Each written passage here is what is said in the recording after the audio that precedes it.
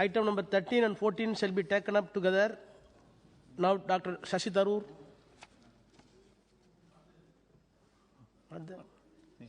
Nishikant Dubai, Sri Nishikant Dubai.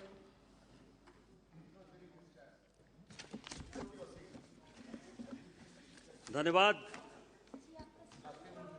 सभापति महोदय. Just behind is my seat and have taken permission. So now this is my block.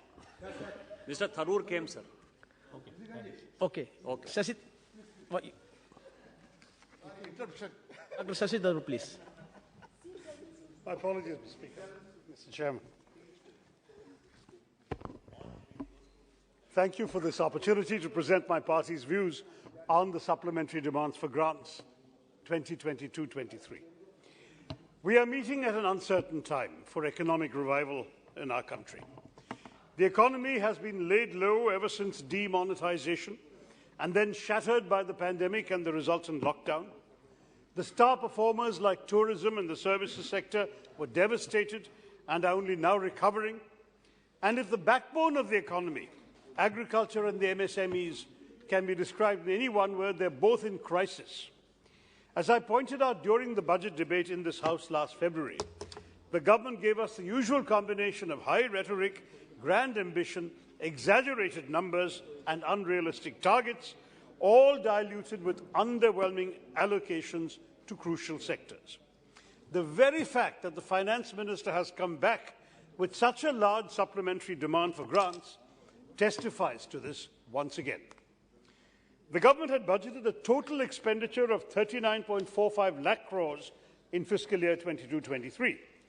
But as spending, and as I predicted in this House, has defeated the estimates, excess expenditure has inevitably brought her back to the House with this new request, and the gross additional expenditure she seeks is over 4.36 lakh crores, 11.05% of the entire budget estimate, of which net additional spending constitutes over 3.25 lakh crores, including over 1.0 lakh crores for fertilizer subsidy payments. Now, in the budget speech, sir, I had warned that the significant reduction in fertilizer subsidy by about 25% was untenable. That point has been borne out in the past year when the government has had to augment the original budget of 1.5 lakh crores with an additional 1.10 lakh crores, and that amount is also being breached. To remind, the 2022-23 budget estimate was 1,09,242.23 crores. The supplementary demand raised is for 1,01,09,288.95 crore. That is more than the original budget itself. I know what my good friend, the Finance Minister, is going to say. She will point to factors beyond her government's control.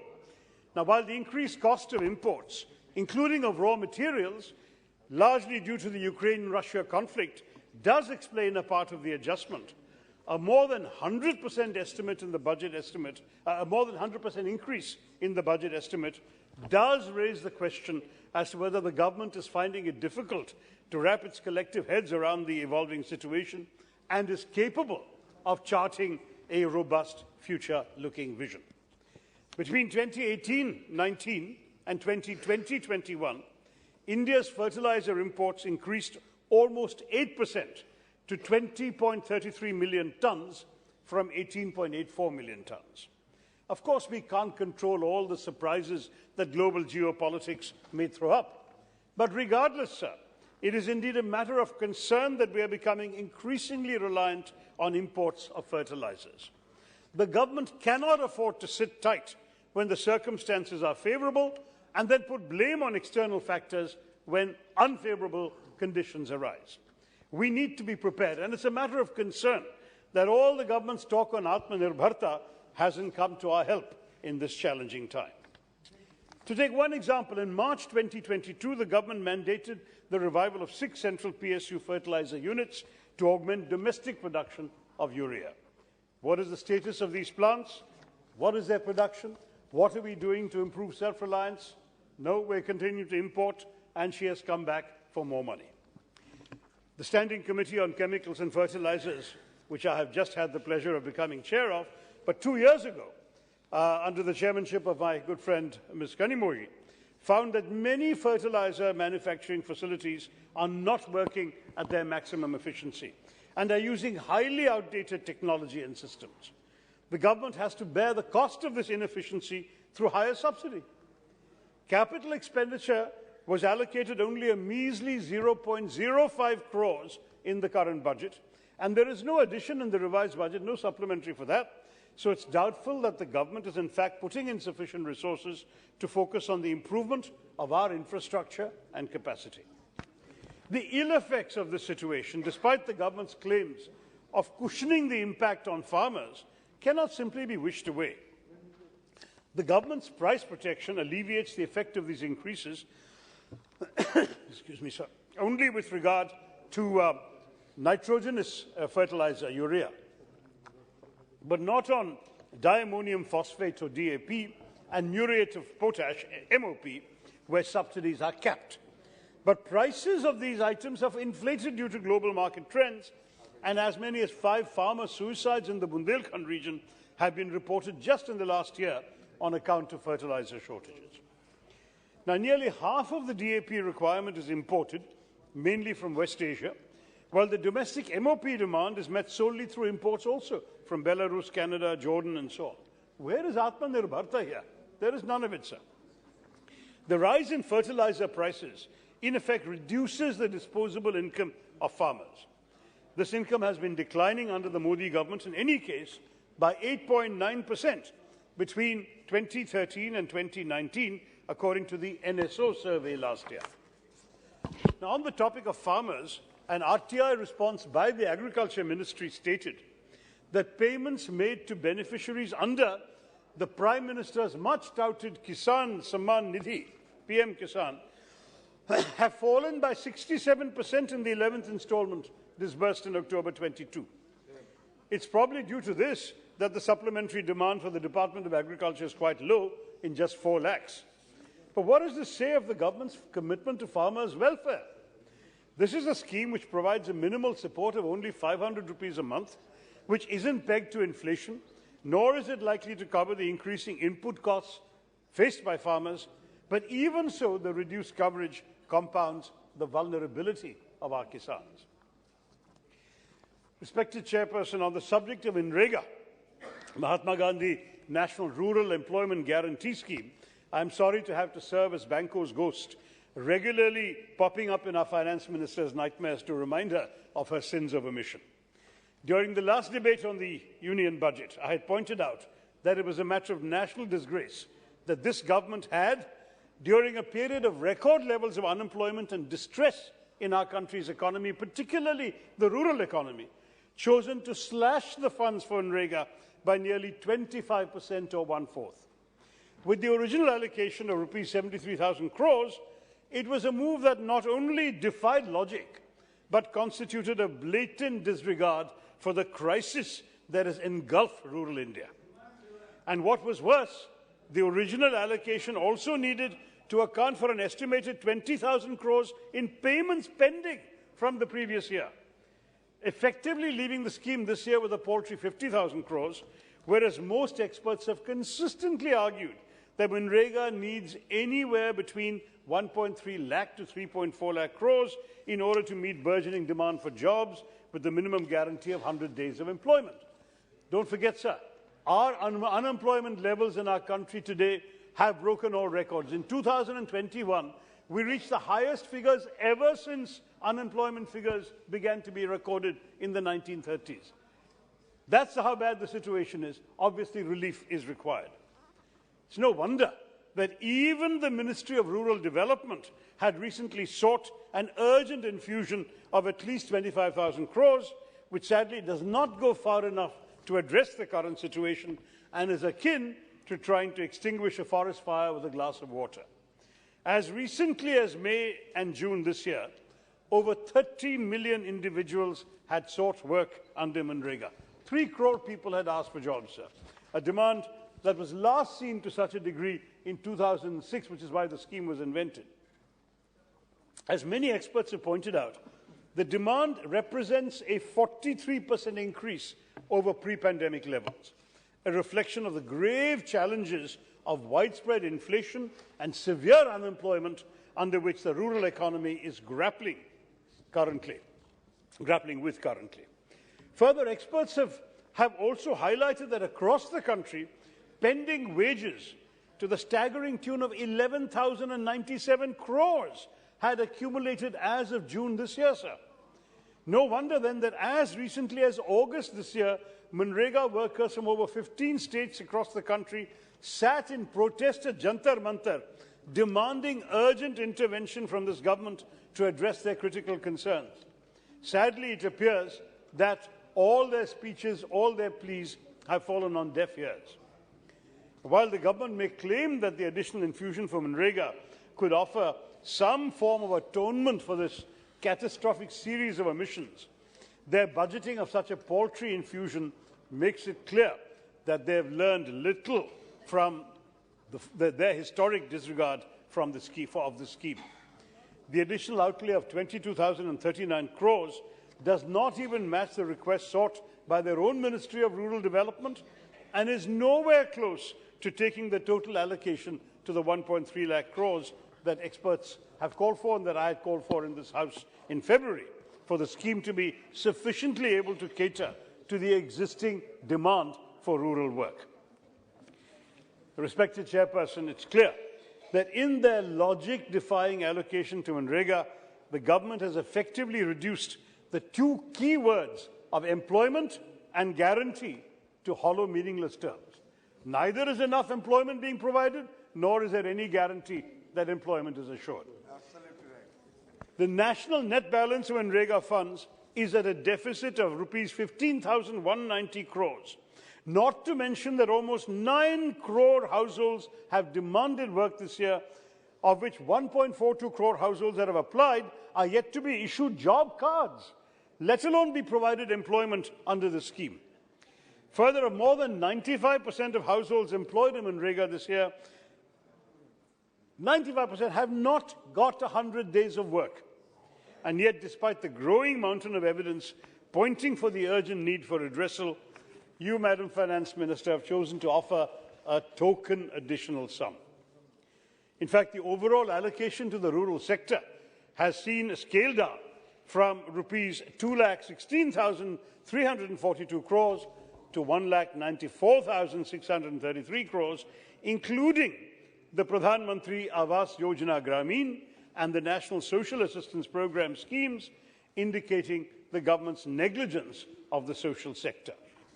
And while the PM Awas Yojana Gramin had a mandate to build a Pakka house with basic amenities for all homeless families and for all those living in kacha or dilapidated houses, by March 2022 it could achieve only 55% of its target by December last year, forcing the government to extend its deadline to provide Pakka houses to all families in rural India by 2 years.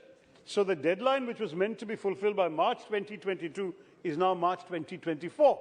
And we all are supposed to let this pass without giving it any thought. Again, promise, under-budgeting, poor implementation, here is the result. And I might say, sir, I know that there is some additional money in the Pradhan Mantri the Kalyan Yojana. But the fact is that throwing sops because you fail to address the underlying problem is no solution at all. The appalling disregard for vulnerable communities extends to other groups as well, including, for instance, groups like our fishermen, who represent some of the most economically challenged groups in our country and for whom there are no supplementary demands in this budget. Fishermen in my constituency of Thiruvananthapuram have had to contend with the severe challenges like the devastation of Cyclone Oki, the floods of 2018 and 19, and then the pandemic. In addition, they've had to contend with the perennial challenge of coastal erosion that literally washes away their homes but remains a matter this government has done little about.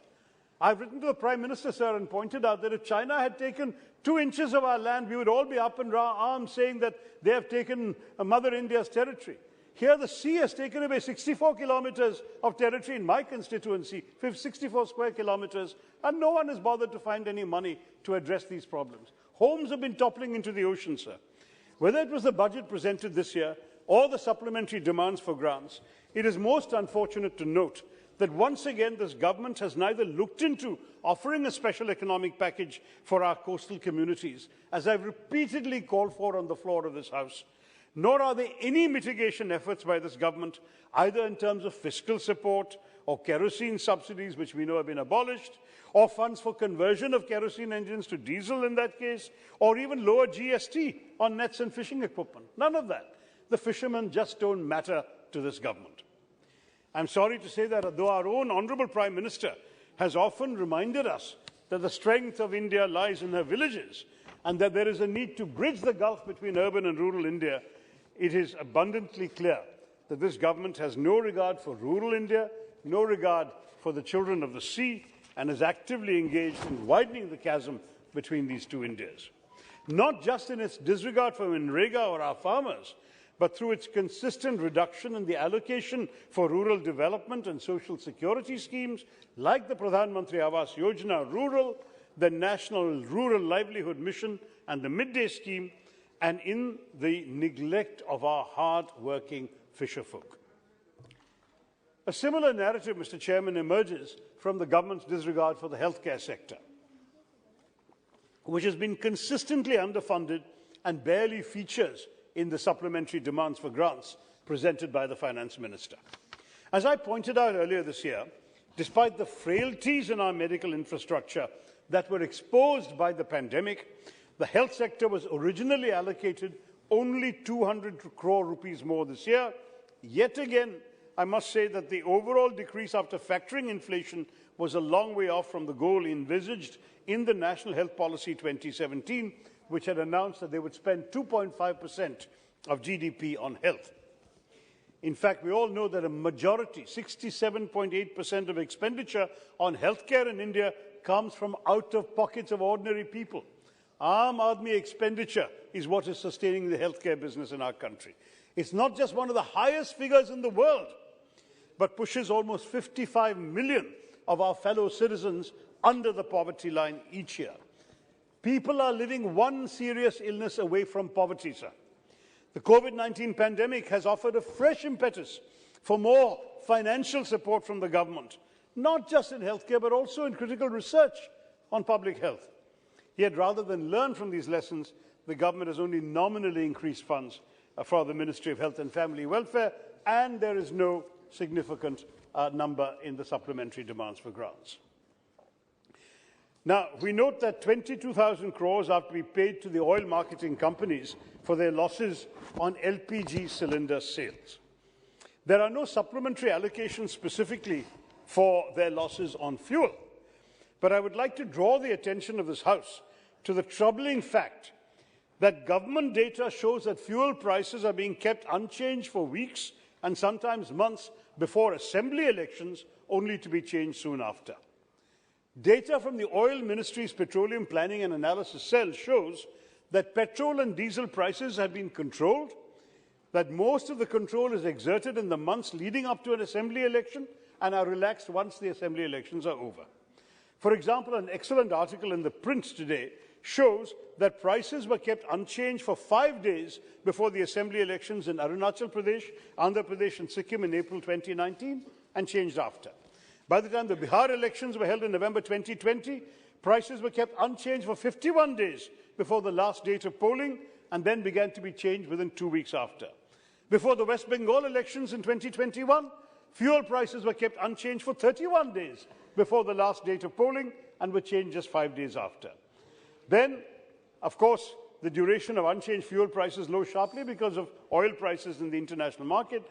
Before the 5 assembly elections in February-March of this year, UP, Goa, Manipur, Punjab, Uttarakhand, prices were kept unchanged for a whopping 4 months prior to the last day of polling. Notably, the revision of prices resumed just 2 weeks after the elections got over. And the recently concluded elections in Himachal and then Gujarat showed a similar trend. Fuel prices were kept unchanged for more than 8 months before the last day of voting in Gujarat, and it remains to be seen for how long these prices will remain unchanged now that the elections are over. I say this, sir, because while the Finance Minister will say that pricing decisions lie with the oil marketing companies, that is unlikely to be the case since it's clear that it is the oil marketing companies that have to bear the brunt of having to buy expensive oil and sell fuel at cheaper prices to suit the government's political convenience. This will ultimately pose a cost to us, the taxpayers, either in terms of any bailouts the government has to transfer to these companies to cover their losses, or to all of us as consumers, because even with world oil prices reducing as they now or in the future, fuel prices in India will be kept high so these companies can recover their losses. Otherwise, yet another supplementary demand for grants will be needed, Mr. Chairman. Now, let me try and pull all this together. During my intervention at the time of the debate on the Union budget in February, I pointed out that we'd have to look at the macroeconomic figures presented by the Finance Minister with healthy skepticism. And in many ways, the supplementary demands for grants we've got confirm this suspicion. For instance, the additional demands confirm that it's unlikely that the government will be able to stick to its claim of a 9.5% fiscal deficit target, which itself, of course, represented a 6% rise from last year's target. The current cash outgo of 2,99,000, basically 3 lakh crores, clearly shows that the government will be unable to stick to its own intentions of capping the fiscal deficit at 6.8% of GDP. Now, while we in the opposition can understand the critical need for government spending as a result of the pandemic, and we ourselves have been calling for some government spending the government has not been willing to do, like in Rega, we urge the government to stop presenting unrealistic targets before the House and offer more transparent numbers before this country. Take, for instance, the disinvestment targets. The previous fiscal targets relied all too much on the unrealistic assumption that the government would receive 1.7 lakh crores in disinvestment receipts. But we all know this government has failed to meet their disinvestment target in 4 out of 6 years since 2014. In the rare instances where they've managed to do so, it has only been made possible by the comical situation where one PSU has bought shares from another PSU. That track record extends to this year as well. At the end of October, the government has only managed to raise 9,333 crores, according to data from the Controller General of Accounts.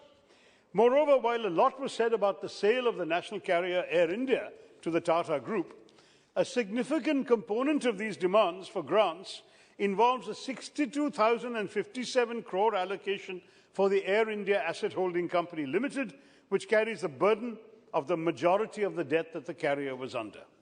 As part of the sale, the government has remained liable for nearly 46,000 crores, a debt that has been unfairly passed on to the taxpayers. I've been listening to the late Jaitleyji's and now Madam Sitharaman's budgets attentively since 2014, Mr. Chairperson. Every single year, he and she have announced fiscal deficit targets, and every single year they have failed to meet them. You have mentioned privatization targets and failed to meet them. You projected improvements in the tax to GDP ratio, and you failed to meet those. You promised Achhe Din, and now you've moved the goalposts some 25 years into the future, when none of you will be around to be accountable for that either. I'll wrap up in a minute, Mr. Speaker. I'm sorry to say that the underlying vision that this government has presented, first through the Union Budget 22-23, and now in these supplementary demands for grants, is a story of failure. A fondness for grand announcements, followed by consistently inadequate implementation. A talent for developing flashy slogans like Achhe Din, New India, Make in India, and Amrit Kal, none of which any of us have ever seen or seem likely to see. Thus, while destroying the foundations of all that was good and noble about the old India, and in so doing leaving the Indian middle class, the Aam Aadmi, the farmers, the fisherfolk, the poor and the marginalized to face today's Andhkal on their own. We will not oppose these supplementary demands for grants, Mr. Chairman, because the nation needs them and more. But we deplore the needless rigmarole behind the process that has brought us to this point. The unrealistic budgeting, inflated promises, and unreliable assumptions that oblige our finance minister to come back to the House time and again with such revisions.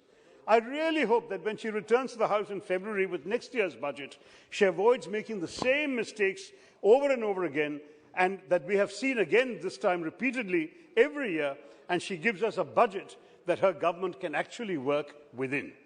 Thank you very much, Mr. Chairman. Sri Nishikant Dubai.